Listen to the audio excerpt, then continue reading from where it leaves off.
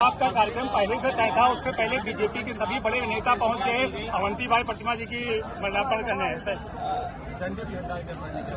वीरांगना अवंतीबाई लोधी का सम्मान सभी को करना चाहिए और सरकार के लोगों को विशेष इसलिए करना चाहिए कि संसाधन उन्हीं पर है। पीढ़ी का समाज अपने तमाम ऐसे महापुरुषों को और उनके योगदान को अगर पहचानेगा तो समाज और एकता बढ़ेगी और थोड़ा सा अभी मुख्यमंत्री जी आए थे, उन्होंने उनको रानी लक्ष्मीबाई बता दिया। काउंट किया गया तो हमारे में प्रत्याशी 51 वोटों से जीता।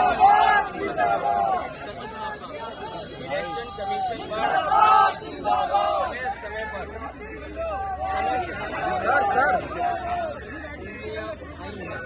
थोड़ा नीचे करो। और चाहे वो प्रधानी का चुनाव हो, विधानसभा का चुनाव हो, लोकसभा का चुनाव हो या अन्य चुनाव हो, ये इलेक्शन कमीशन की जिम्मेदारी बनती है कि निष्पक्ष चुनाव हो।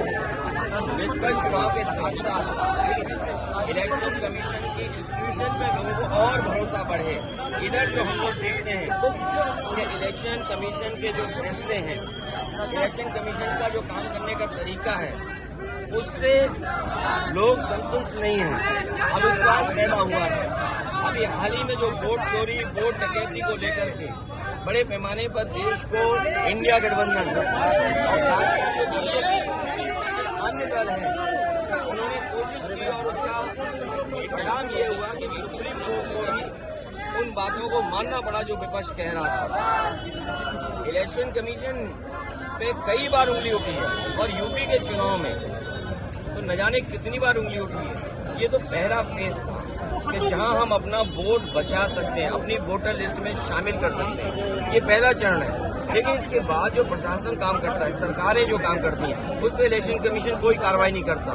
मुझे याद है कि जिस समय उंगली उठाई थी इलेक्शन कमीशन पर, तो 18,000 वोटों का जो डिलीट किया गया था, उनकी जानकारी इलेक्शन कमीशन को दी, एफिडेविट के साथ दी। लेकिन अभी तक इलेक्शन कमीशन ने एक भी अधिकारी के खिलाफ कार्रवाई नहीं की। अगर एक भी इलेक्शन कमीशन के खिलाफ कार्रवाई हो जाए, मतलब अधिकारी के खिलाफ इलेक्शन कमीशन कर दे कार्रवाई, तो मैं समझता हूँ कहीं भी वोट चोरी, वोट डकैती या इस तरह की लूट नहीं होगी। आजादी के इतने